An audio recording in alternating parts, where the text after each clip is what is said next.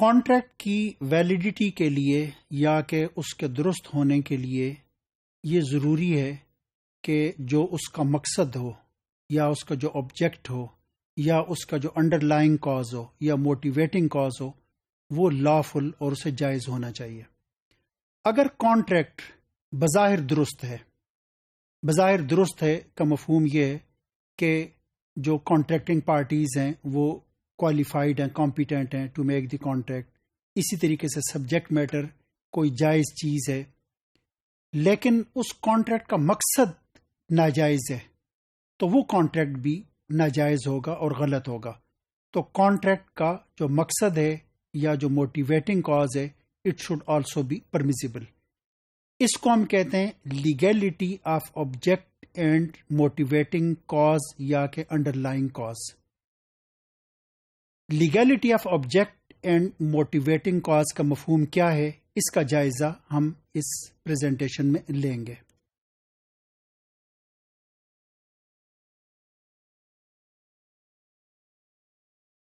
ایک کانٹریکٹ جس کا جو الٹیمیٹ پرپز ہے وہ ناجائز ہے، وہ کوئی ایسی چیز ہے کہ جو کہ گناہ کا کام ہے یا اس سے گناہ کی پروموشن ہوتی ہے، امورلٹی کی پروموشن ہوتی ہے،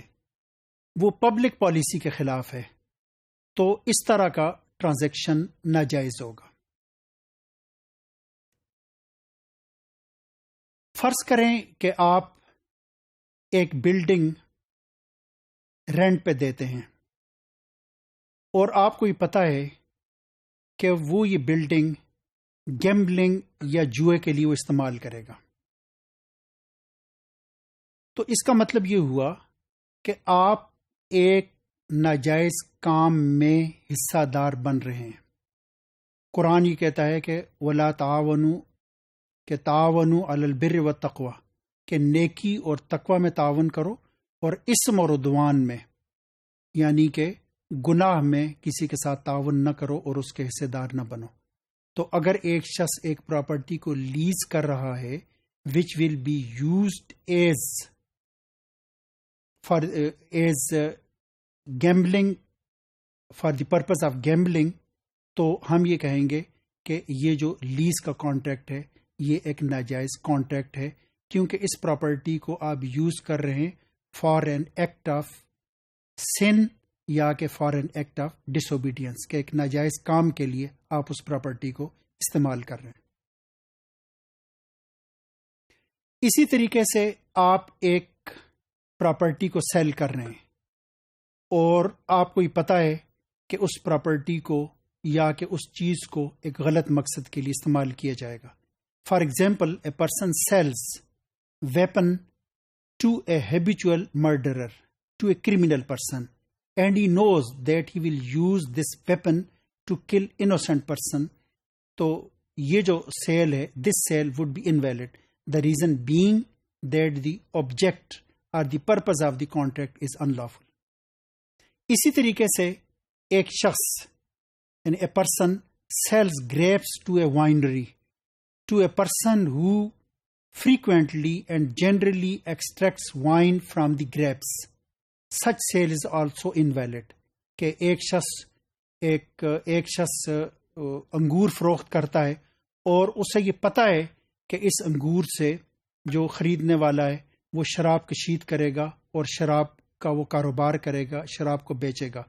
تو اس طرح کا جو ٹرانزیکشن ہے وہ انویلڈ ہے۔